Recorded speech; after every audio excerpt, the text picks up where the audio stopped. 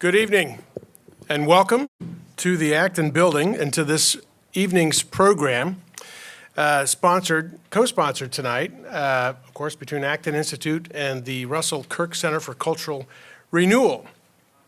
Now, Jeff and I were meeting some weeks back, and we said we should look for ways to work together, which we both believe is a rather good idea. We do, after all, share the commitments to the same principles, or shall we say the permanent things which have prospered Western civilization, and we have a formidable common enemy, an all-consuming Leviathan, which in our various complementary ways we are working to slay. So here we are this evening, and we're glad you are here. Now, I won't steal much of Jeff's thunder in describing the Kirk Center, headquartered north of here, Piety Hill, where the intellectual giant Russell Kirk wrote 30-plus books, including his magnum opus, The Conservative Mind. He and his wife, the incomparable Annette Kirk, who I know is here, hello Annette, raised 4 beautiful daughters at Piety Hill and began to welcome intellectual pilgrims from around the world. Now, Russell was already a legend when Acton Institute was founded here in Grand Rapids in 1990. And it was natural that Acton extended an invitation to Russell to serve on our advisory board. And it was a terrific honor that he accepted this invitation, along with other invitations to engage with Acton, including welcoming staff to Piety Hill and public lectures here under our aegis.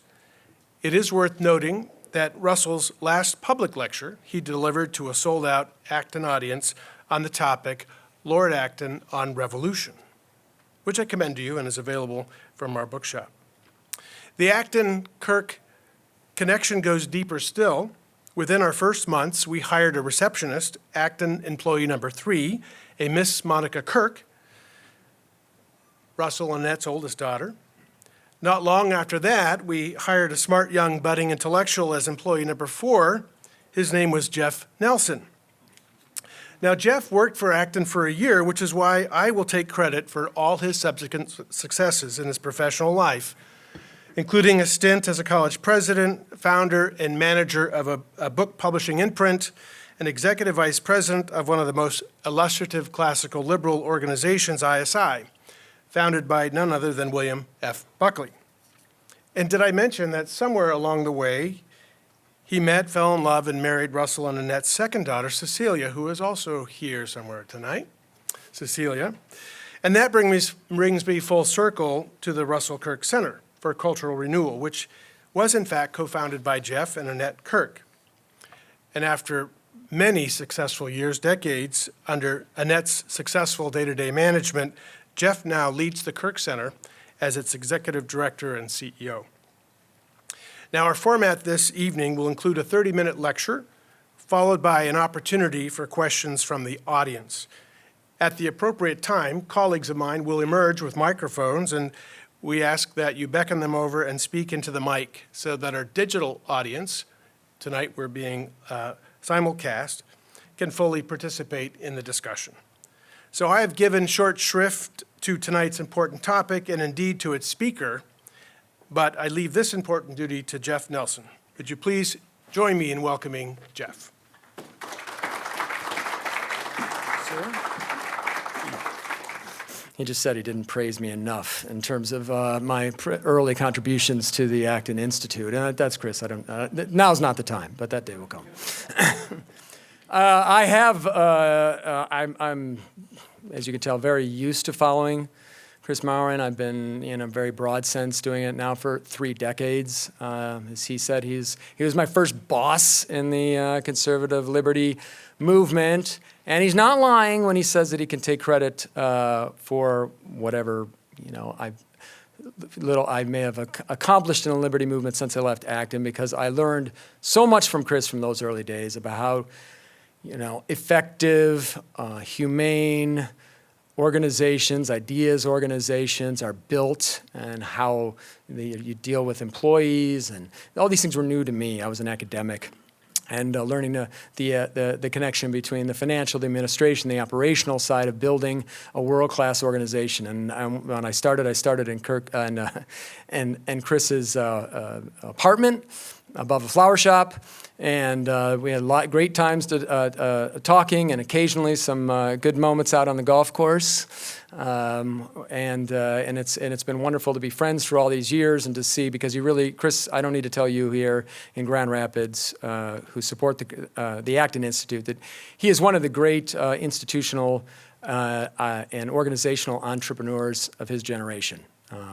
He and Father Sirico built a wonderful and highly significant organization in just 3 decades plus, and now Chris at the helm, I know they're going to do so much more and build on the great foundation that Chris and Father Sirico built. So it's a privilege to be here at the Acton Institute. We do share so many friends and ideas and in common, and to be in this partnership, and now to meet new Actonians or new to hear people. I'm grateful to Colette for organizing this, and Steve Barrows and John Pinheiro for helping us put everything together. So it's a terrific team here, and the Kirk Center crew is glad to be here as well. As they mentioned Annette and Cecilia, but we have the Kirk Center's very first Director of Events and Programs here tonight, Emily Corwin, who is her very first day on the job. So we talked about sort of humane management that I learned for Chris. I need to put it into practice now over the next many months, but she's a real pro, and it's great to have her and all of you here together tonight.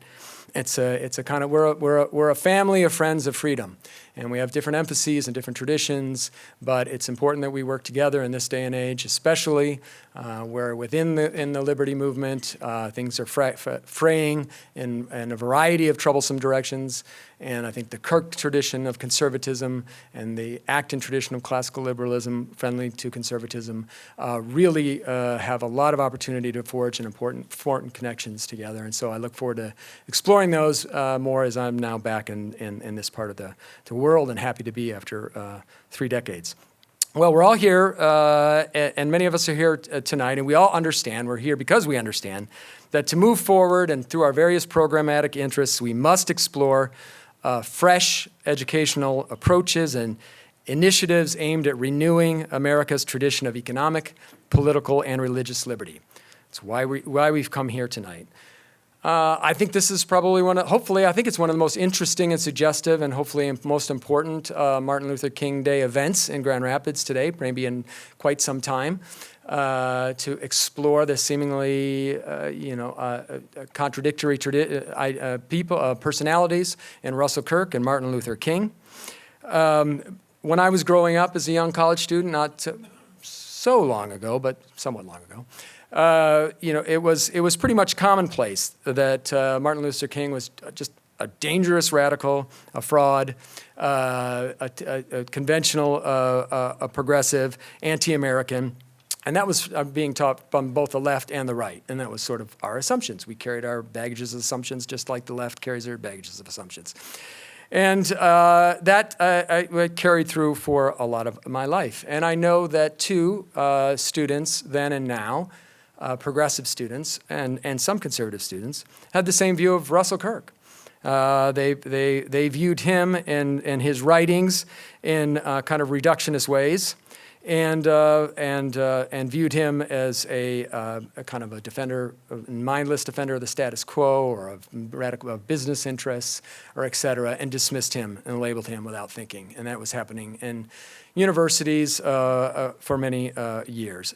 And that, I think, and for a variety of reasons, and John Wood will speak to this, that some of these silos are breaking down, and there's some opportunities for fresh thinking, and to look and to explore the ways in which Martin Luther King and Russell Kirk were in their way, in their particular way, in their particular traditions, with their emphases and their projects, still working within the same Christian, Western, and American tradition that aimed to recover and conserve and enliven those enduring norms and principles that Russell Kirk called the permanent things.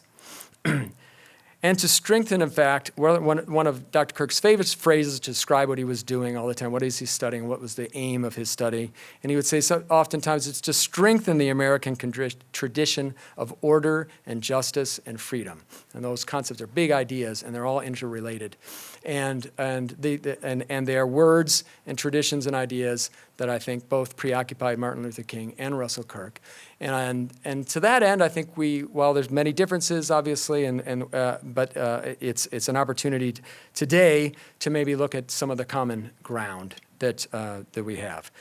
And just saying that makes the whole concept tonight, the whole topic tonight, so interesting to me. I mean, I've been really looking forward to this event because, John Wood is one of the most exciting, humble but exciting, young thinkers. He's fresh, he's creative, he's really open and interested to ideas and currents across the spectrum, although he has his strong philosophical and intellectual ground.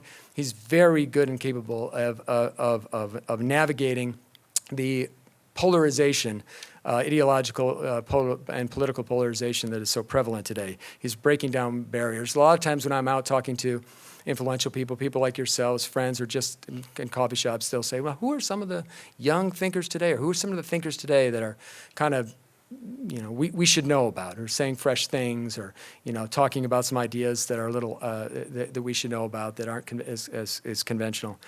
And I frequently comment that John Woods is one of those people you need to know. And John has been a leading force with Braver Angels. Some of you know Braver Angels. John is a national ambassador. John's a leading figure in the whole movement of depolarization, exploring within the Christian tradition and within sort of the left-right debates, ways to sort of ratchet the intensity down and find some ways in which to forge authentic common ground, genuine common ground, listening and understanding each other in ways that are difficult today. His group, Braver Angels, is the largest bipartisan grassroots organization dedicated to the work of depolarization. He's an opinion columnist for the USA Today. Prior to that, John was a nominee for Congress in California's 43rd District in the 2014 election cycle, afterwards serving as the second vice chairman of the Republican Party of Los Angeles County, which is America's largest county-level Republican Party. He's a highly regarded speaker on matters of race and political reconciliation for reasons that you'll discover. He's a member of the Progress Network, an initiative of the New America Foundation dedicated to foster civilizational progress through thought leadership across the wide spectrum of views, a fellow builder with New Pluralists, a collaborative organization dedicated to civic bridge building and racial justice, with an advisor. He's an advisor also of the American Project, which is an initiative of the Pepperdine School of Public Policy dedicated to restoring communitarian roots of conservatism. John's a fresh and light. His star is ascending. He's got a very popular podcast, and young people talk about him everywhere I go. So it's really great to have him come all the way from Los Angeles on this rainy January night in Grand Rapids to be with us to talk about Martin Luther King and Russell Kirk, a consensus of first principles. John.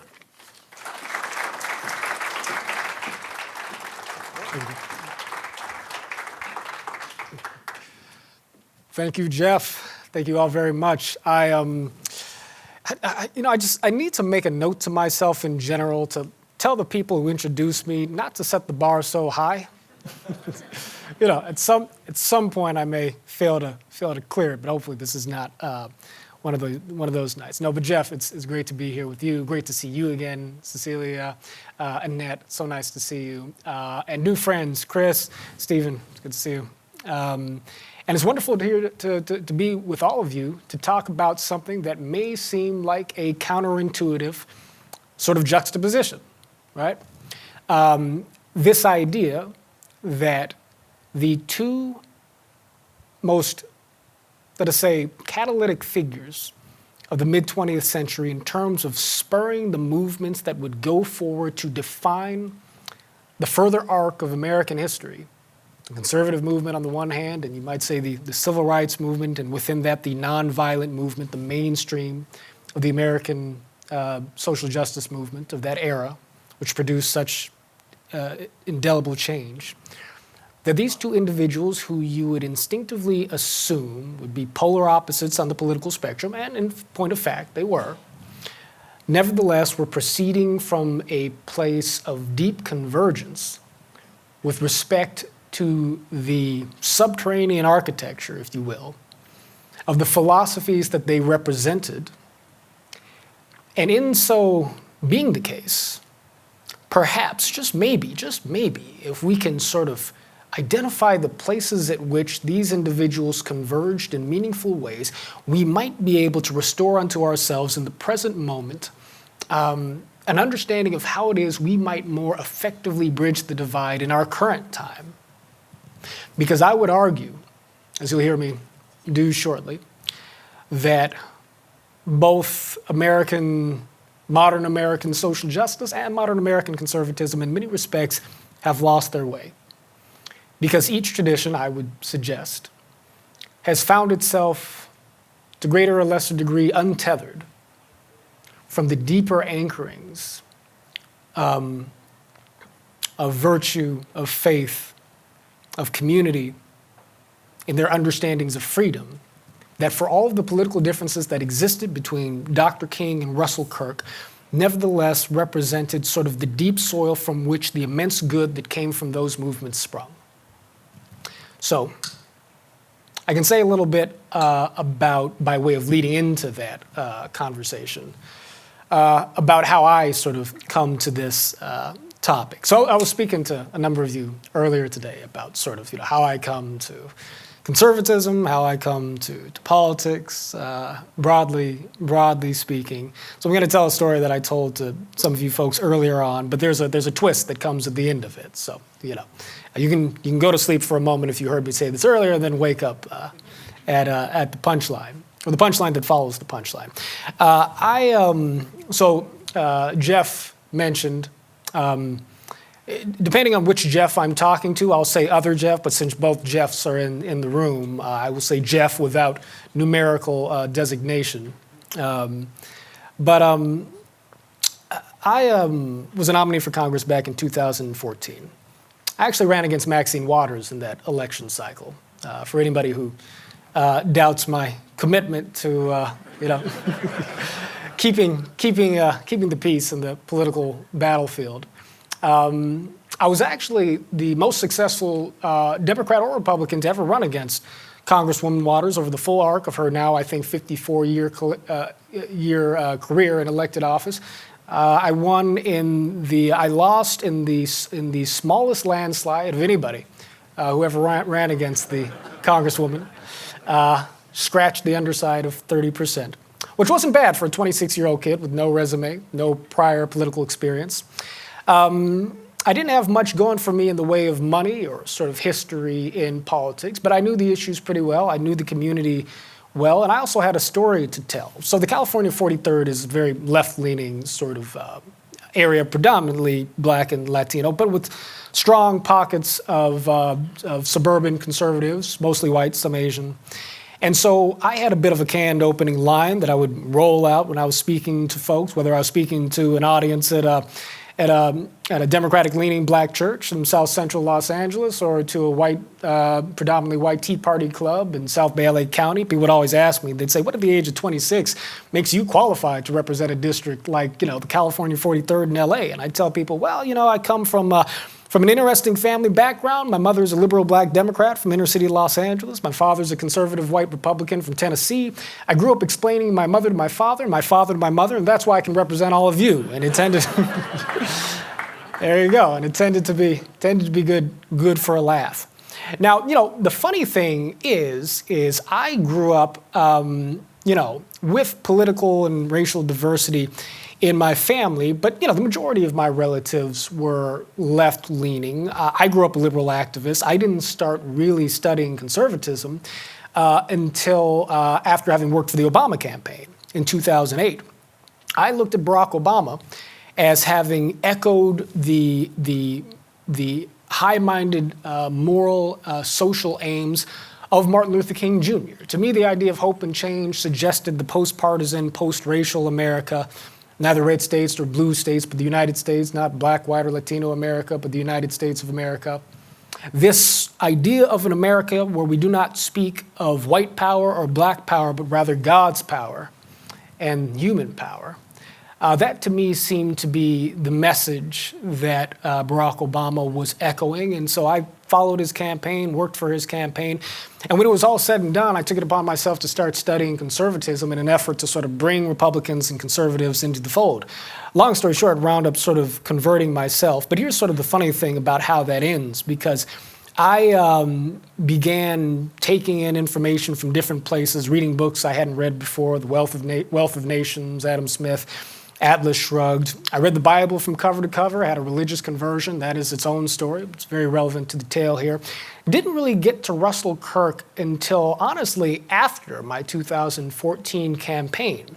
And when I started reading Russell Kirk, I was struck, yes, by his philosophy, by, sort of who this man was in the context of American conservatism, the history thereof, the thinkers who he brought to my attention. But one in particular stood out to me just because I realized I had a little bit of a connection to Kirk and the story he was telling, just insofar as my name is John Randolph Wood Jr. I was named after my father, who was named after my grandfather, one Randolph Clay Wood, who happened to have been the founder and owner of America's biggest independent record label in the 1950s and early 60s, Dot Records, which is Pat Boone and Lawrence Welk and folks like that.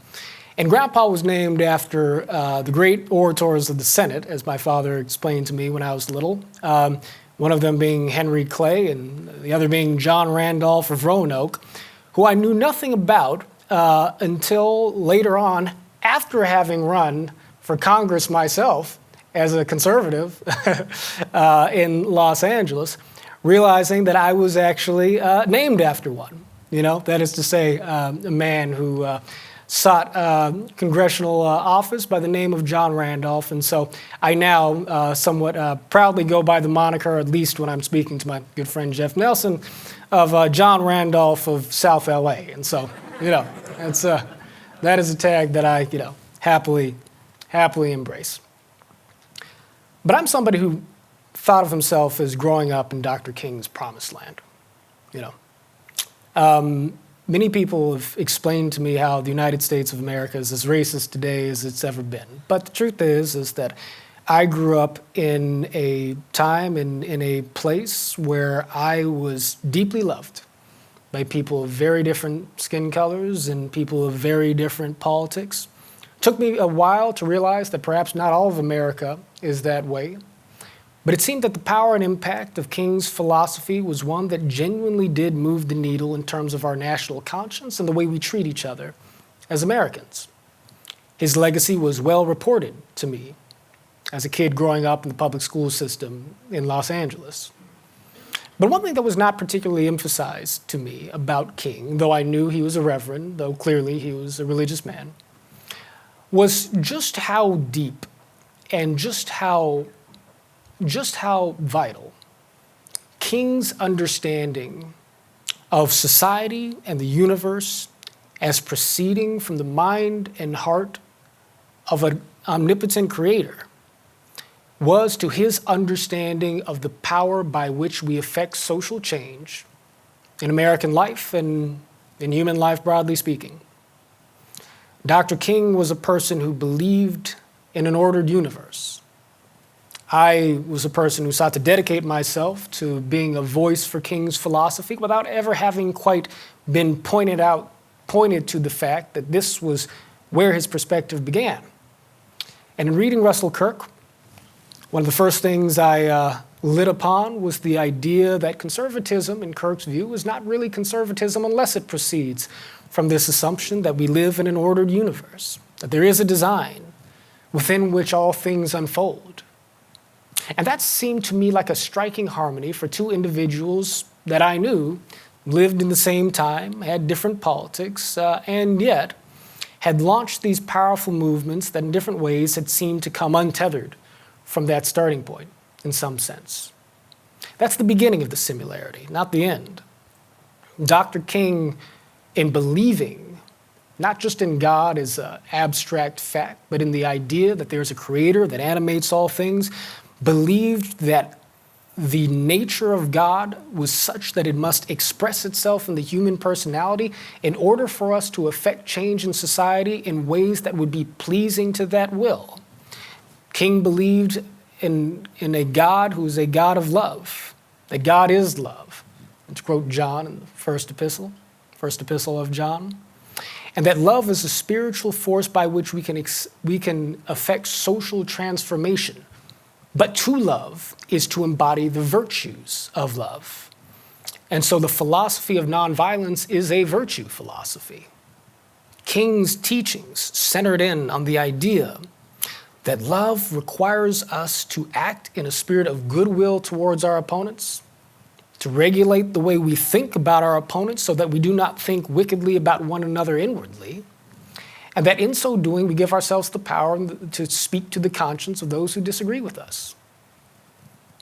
In believing that God is ordering the universe, it set the grounding for a higher level of human conduct in King's view, as well as a higher level of hope, a belief, a faith in the idea that ultimately, as has been amply quoted by President Obama and many, many others, that the arc of the moral universe is long, but it bends towards justice. Kirk believed that we live in an ordered universe, that the station that we live in, that we occupy in life, is something of a divine tactic, a divine appointment, that the structures, the institutions of our society, the arrangements of our society, from age to age and generation to generation, are tied to one another in a dialogue that connects the past with the future. And each successive generation finds itself connected in a thread of destiny. And so he references, of course, in the conservative mind, Edmund Burke, who speaks of the spiritual unity of society, of humanity. And what does this cultivate in us? What does this instill in us, this idea that the design of human civilization as it proceeds from the Creator and is imperfectly implemented by man, that we should not be humble before redesigning things according to the limits of our own intelligence, that before we engage in the innovations of state power and democratic reforms with an effort to perfect all that we can observe as being imperfect, that we take our time to delineate, as I seem to recall Kirk writing, the divine contours within which society finds its arrangements, or the divine lineaments, perhaps was the phrase. And so it's interesting because we, of course, have to remember that, King is proceeding in his politics from a position of seeking to effect dramatic change in society. Kirk in his politics, the conservative movement that he inspired, is seeking to, I guess a colloquial way to put it would be something like, seeking to keep us from throwing the baby out with the bathwater. To remember that traditions and present social arrangements exist as they do for a reason, not because they always have to be in place in the way that they are, but that we ought not change a single thing until we understand why things are the way they are in the first place, and then proceed with prudence. So prudence is a virtue and a way of being and a way of understanding.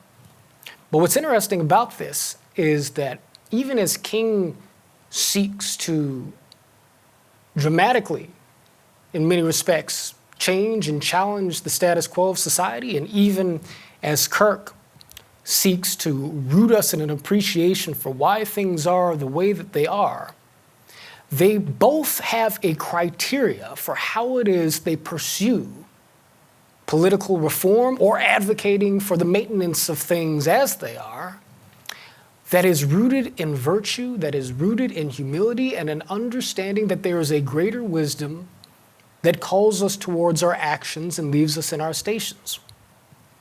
And so what's the significance of that? For those who seek to change things in society, Dr. King brought a message of, yes, moral urgency during a time in which the immoral racial castes and hierarchies that were foisted upon society across the course of our history and that culminated in the social collisions of the 1960s.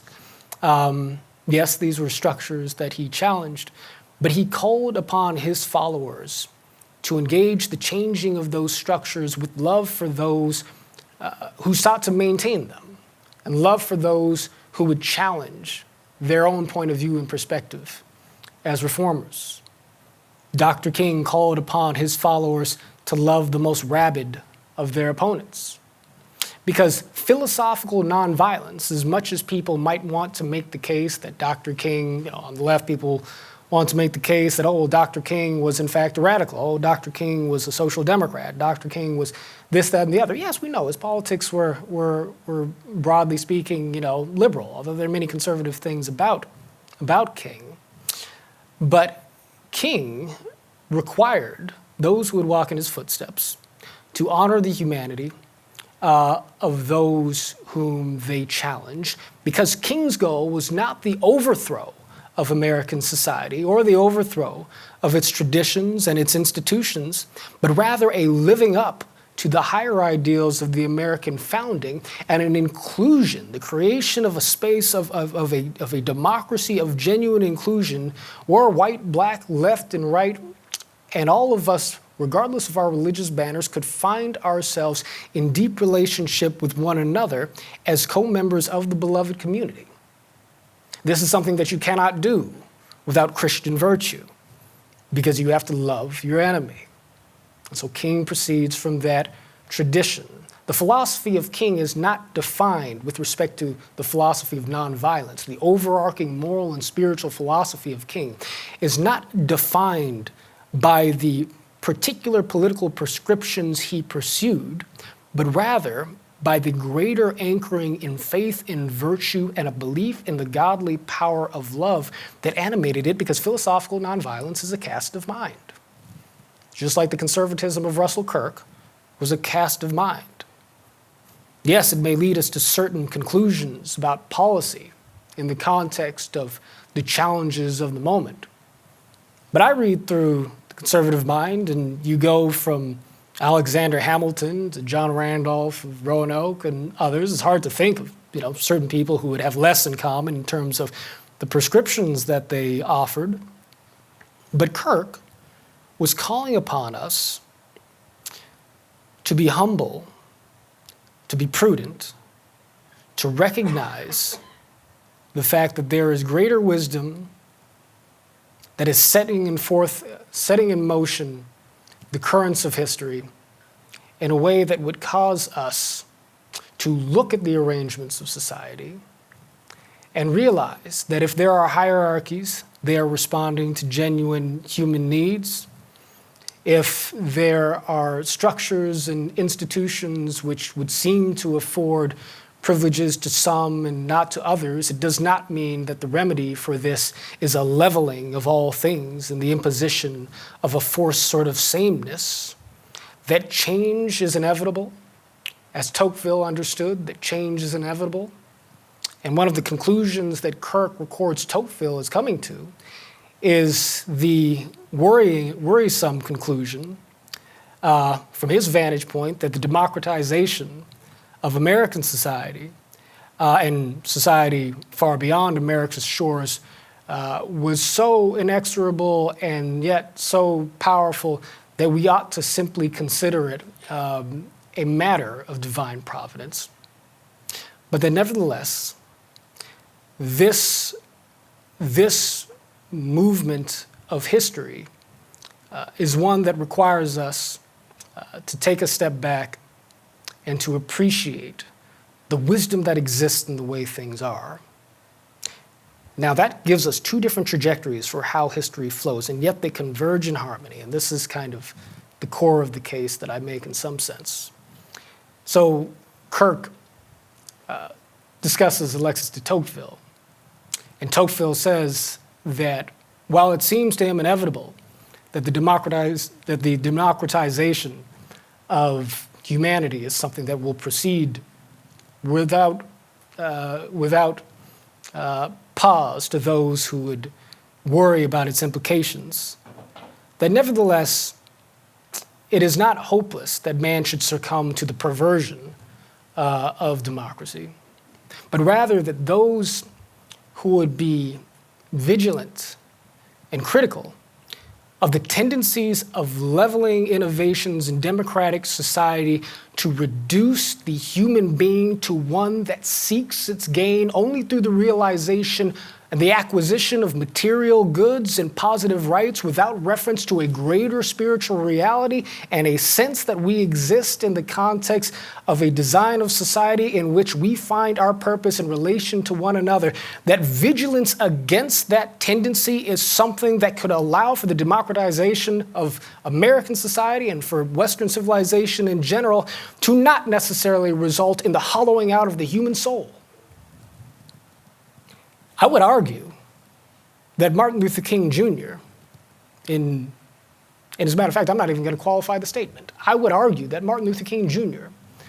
represents the positive fulfillment of the type of small d Democrat that Alexis de Tocqueville was hoping for, and that whether or not Kirk would have recognized King as such in his own time, and I don't know, there really doesn't seem to be much record of Kirk having rendered commentary on King, or vice versa for that matter, that nevertheless, King was the type of democratic reformer that, if it is God's will that society should become more democratic, was needed to make sure that democratic process was still able to hearken back to the greater truths.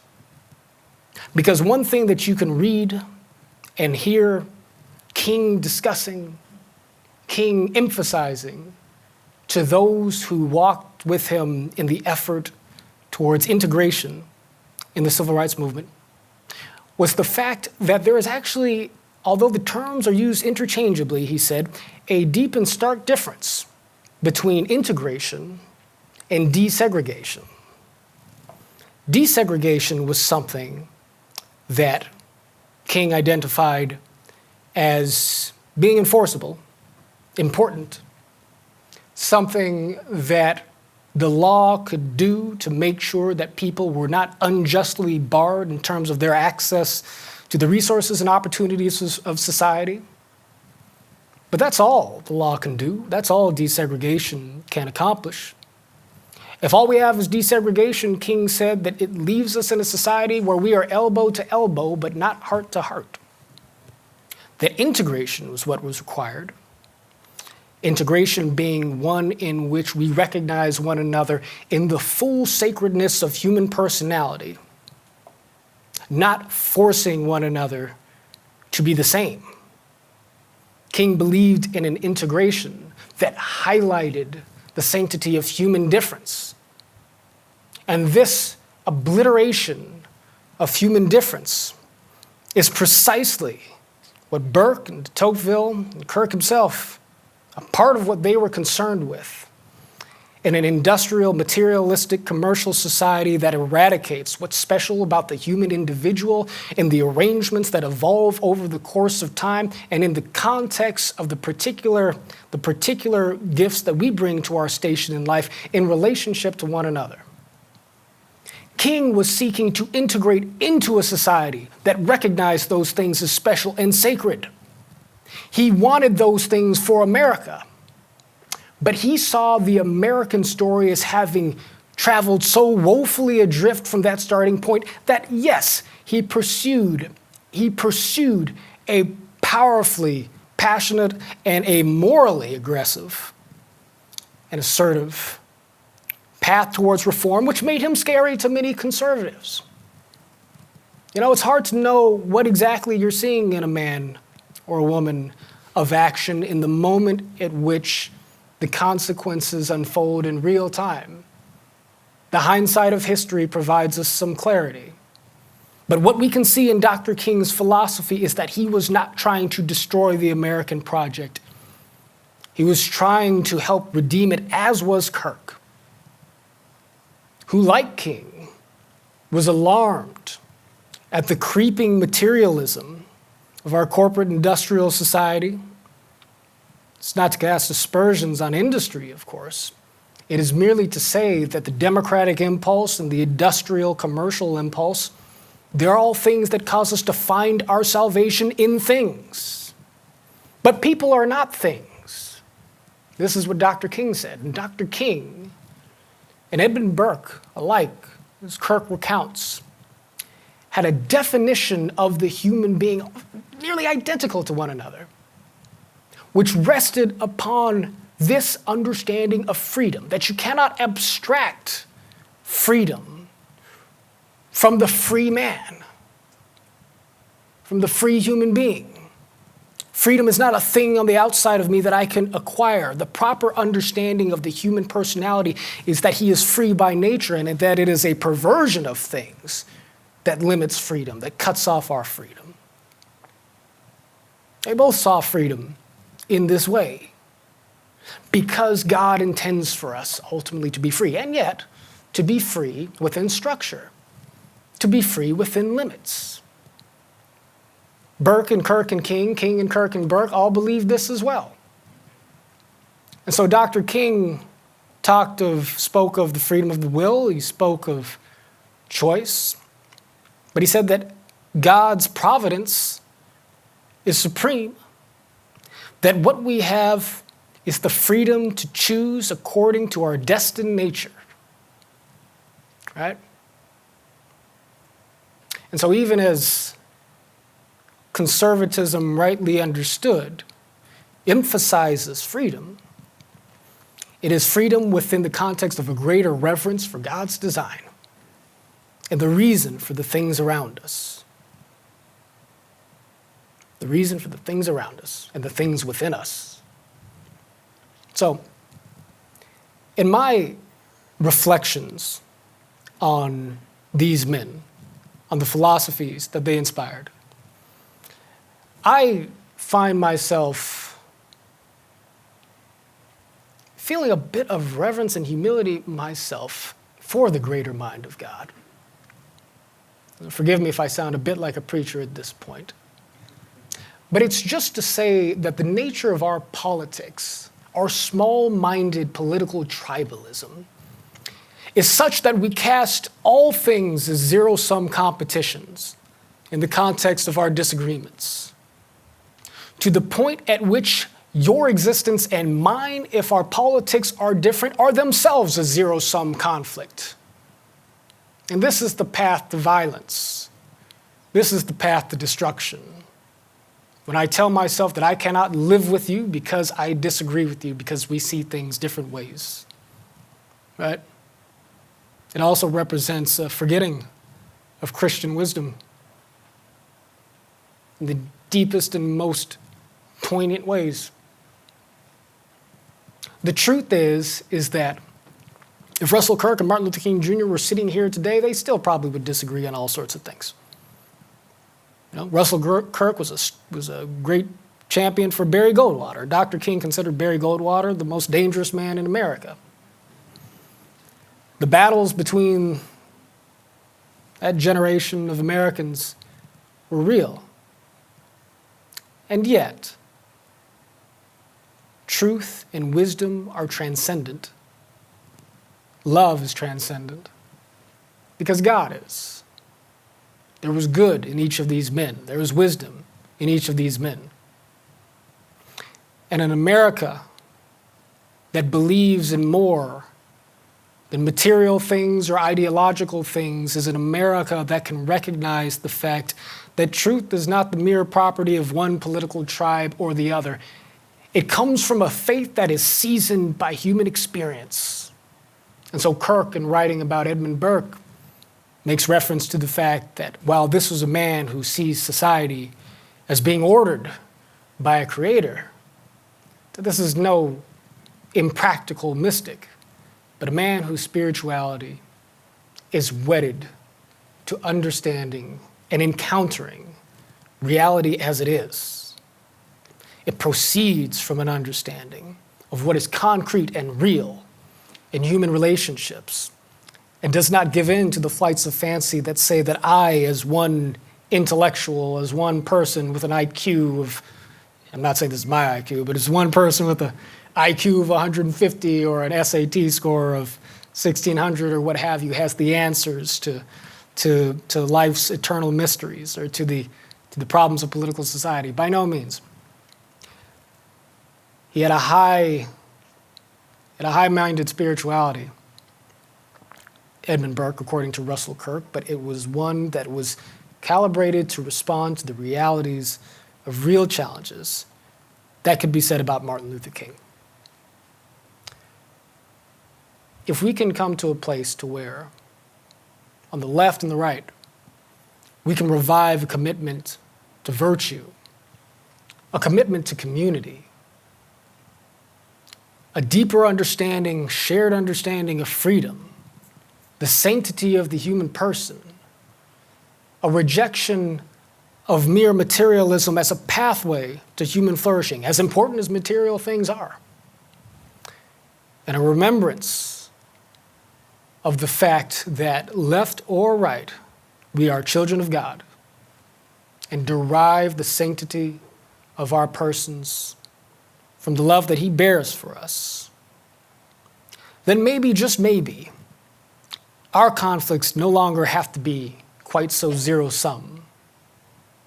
We can learn to live with each other more fully again in a deeper vision of what America could be, an America of the beloved community, tied together with every generation of our forebears, linking us forward to our descendants in the thread of destiny, and realize the fact that we can believe in America and honor the wisdom of Russell Kirk and Martin Luther King.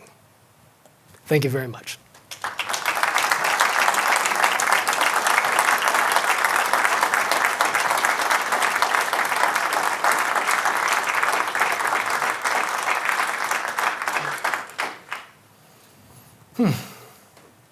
Okay, well, I hope that I cleared the bar, more or less. Thank you all. Much appreciated.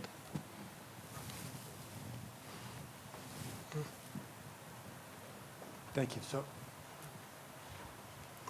you so much for your. It's on. It's on. I can hear you. Thank you so much for your talk, which had many areas of inspiration. What occurred to me as you were speaking, when you spoke of virtue and you spoke of an ordered universe and God, I recalled Jesus, in which He was saying, "I came to free the oppressed. I came to release the prisoners." And the way He was doing that was through the power of His love. Yeah. Love one another as I've loved you. Do you think that that was really what was elemental, about Dr. King's mission? That it wasn't just about the social changes, although that was important, that was extremely important, no question. But that elementally, even deeper, it was this freedom that you speak of, in which, the unvirtuous, the person unable to live out virtue, is a prisoner. They're in chains. And it isn't restricted, or maybe it even, I don't think it was restricted at that time, most certainly, to any particular race. But maybe even more so now. It's a question of what is freedom?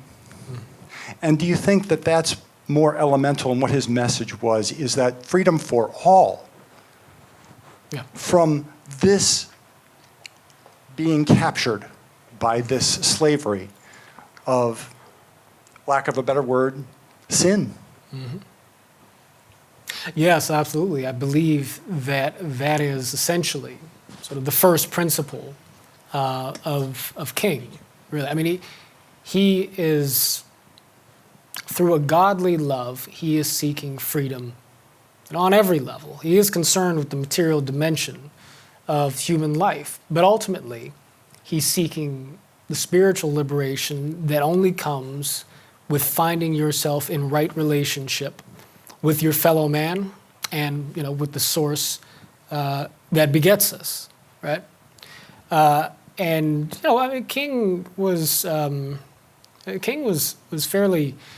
very clear about this, really, He said what we seek is the beloved community.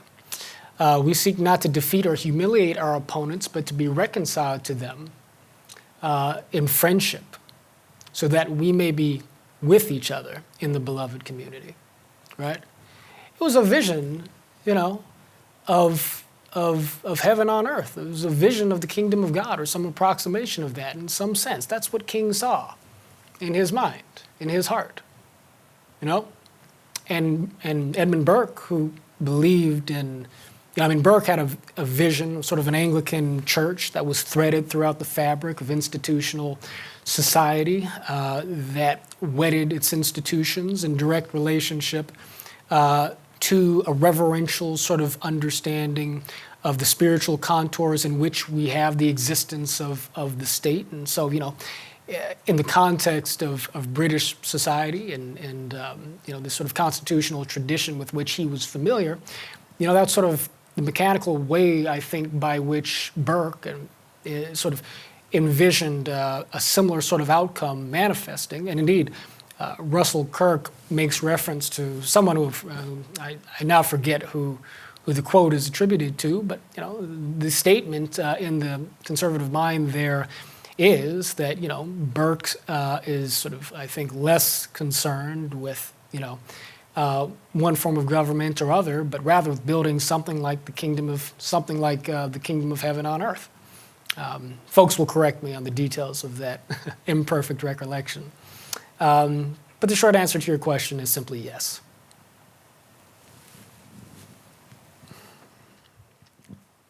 First of all, thank you. That was an amazing speech. You delivered it very well. I wholeheartedly agree with your conclusions. Thank you. My question has to do more with an action sense, and bear with me as I wrote this down so that I could remember it. In our modern social construct, where the idea of the omnipotent director is being assailed on the one side by a new atheism that espouses selfishness as a virtue, and on the other by a progressive Christianity that redefines love as tolerance, absent correction or admonition, what would your suggestion be, and how to apply your conclusions to this willfully self-righteous society? Well, and of course, I agree with both of those forces that you've identified as pushing back against our ability to realize this consciousness. And I could add to that list. The thing to add to that list is, in my humble opinion, a religiosity in American culture, society, and politics that is itself unconcerned with the virtues that ought to be definitive of what it means to be religious, and certainly to be Christian. The sort of religion whose merit in certain people's eyes is proven by your political positions more than by the fruits of the Spirit, right?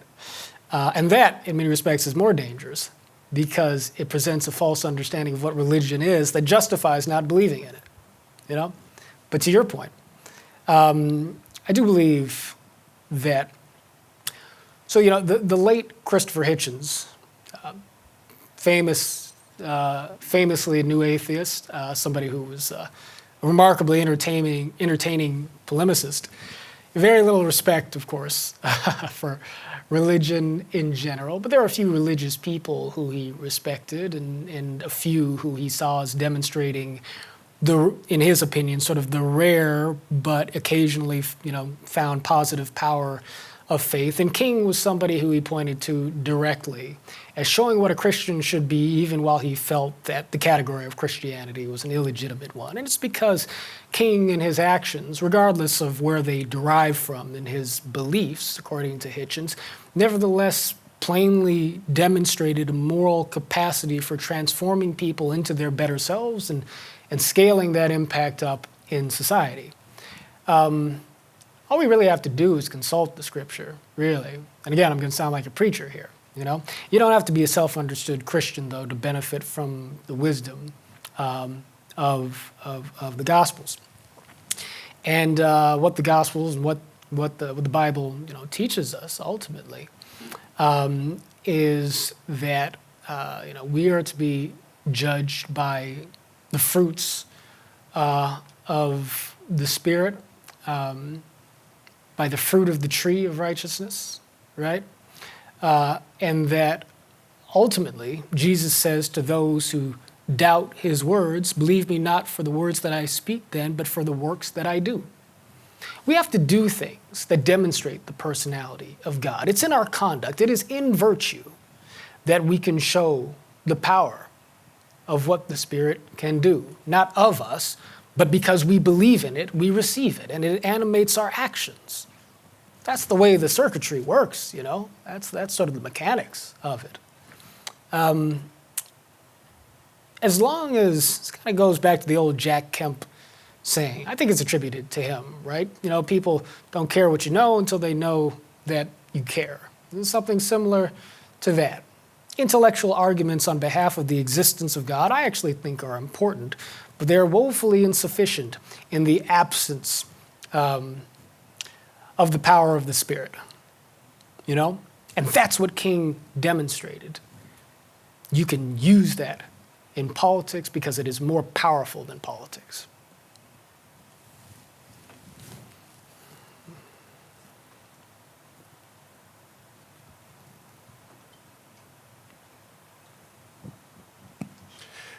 John, thank you. A question for you. With today's current polarization, if you could be the architect of its mitigation, what would be your strategy?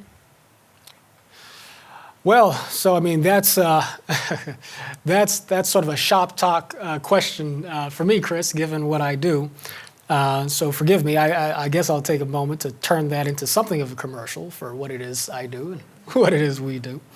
So Braver Angels is America's largest grassroots bipartisan organization dedicated to the work of political depolarization, but I tend to like to deepen that by saying what we are really committed to is reviving the communal fabric of American democracy. We're not explicitly a faith-based organization. There are folks of many faiths and no particular religious faith in Braver Angels. But I think we have in our coalition of members and partner organizations something in common that Dr. King identified as being a common thread for all those who believed in and worked within the nonviolent movement, even if they were not people of religious faith. And that was nevertheless a faith in the transformational power of agape love, of goodwill to change human hearts and to move society towards the ethical plane. I think that's what unites us at Braver Angels. And we do a great number of things. We're a national community of practice, right now about 12,000 members strong, about 85 or so local bipartisan alliances, you can think of them as chapters, with programs ranging from Congress to the kitchen table. Our very first workshop, so we have all sorts of ways of convening the American people. The very first one we developed by Professor William Doherty, co-founder of Braver Angels from the University of Minnesota, a foremost family therapist and psychologist, was one in which we brought together small numbers of folks from the right and from the left, reds and blues, as we say in-house, not to argue or debate politics, but to speak from the vantage point of their own life experiences in terms of why they see politics the way that they do. It's literally marriage counseling for Republicans and Democrats. That's what it is, That was our first workshop, but since then, we've developed many, many more methods and techniques. We have workshops and courses aimed at helping people develop actual rhetorical skills for being able to communicate empathetically and in a depolarizing fashion across the divide. We have workshops aimed at helping people get in touch with their own inner dialogue and not let that, that devilish little voice inside of you that always wants to say the nastiest thing about people you don't know, sort of keep that voice from getting traction. We have an extremely popular debate program designed by April Lawson, my colleague and formerly of the New York Times and the Aspen Institute, which is cultivating a context for debate on college campuses and local communities that is oriented around the pursuit of truth, framed around the pursuit of truth, rather than just owning the libs or destroying the conservatives. But what each of these things are doing are giving people skills and habits, new norms birthed out of relationships people oftentimes never expected to have, people who think differently from them, or repaired relationships with people who they thought had lost forever, parents who think that their kids will never respect them again because they voted for Trump, or couples on the brink of divorce. We build relationships that generate norms that people then take back with them out across the spectrum and landscape of American institutions and communities, back with them to their local governments, back with them to their office, back with them to their class, back with them to their neighborhood, back with them to their kitchen table. And in so doing, they become a part of the larger story of an America united, or an America striving towards the beloved community that Braver Angels, with our partners and media platforms and supporters, seek to tell to the broader body politic. You know, we seek to share a vision of what America could be, and this is my way of saying it here right now, but you know, if we were to honor the wisdom of Dr. King and Russell Kirk, and a commitment to the interpersonal virtues, and an understanding of what democracy could be if we genuinely had a respect and reverence for the sanctity of the human person, regardless of their politics. We tell that story, people become a part of our community, they learn how to move that way of being forward, and they in turn become a part of the story that we tell. And that story and those methods are touching every major institution in American life, or at least every major sector in American life, and we are just getting started. And so I very much invite any and everybody who sees the value in this project to potentially get involved. And so, yeah, am I about to get the hook? I guess that's my time, folks. Thank you very much. Thank you.